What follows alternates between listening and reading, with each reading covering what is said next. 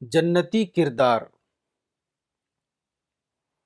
جنت کی لطیف دنیا میں بسنے کے قابل وہ لوگ ہیں جن کا یہ حال ہو کہ ان کے ساتھ کوئی حادثہ پیش آئے تو وہ مایوس نہ ہوں بلکہ صبر کا طریقہ اختیار کرے۔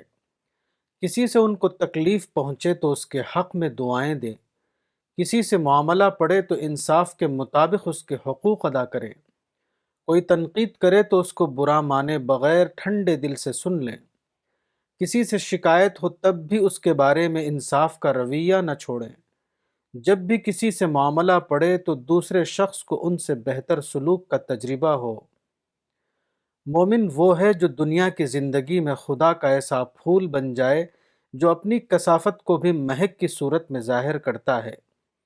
ایسی پاک زندگی گزارنے کی توفیق ان لوگوں کو ملتی ہے جو اللہ کو اس طرح یاد کرنے لگیں جس طرح کوئی آدمی سانس لیتا ہے، وہ اللہ کو اس طرح پالیں کہ وہ ان کی روح کے اندر تیر جائے، وہ ان کی دل کی دھڑکنوں میں شامل ہو جائے، وہ اللہ کے خوف و محبت میں نہا اٹھیں۔ جہاں لوگوں میں سرکشی بھڑکتی ہے، مومن تواضع سے جھک جاتا ہے۔ جب نفرت امنڈتی ہے، وہ محبت کا رویہ اختیار کرتا ہے۔ جب بدخواہی کا موقع ہو تو وہ خیرخواہی کا ثبوت دیتا ہے۔ جہاں حقوق دبائے جاتے ہیں، وہ انصاف کے ساتھ حقوق لوٹاتا ہے۔ جب اعتراف کرنے میں وقار گرتا ہے تو وہ سچائی کا اعتراف کر لیتا ہے۔ جب جوابی کارروائی کا ذہن ابھرتا ہے تو اس وقت بھی وہ وہی کرتا ہے جو انصاف کے مطابق ہو۔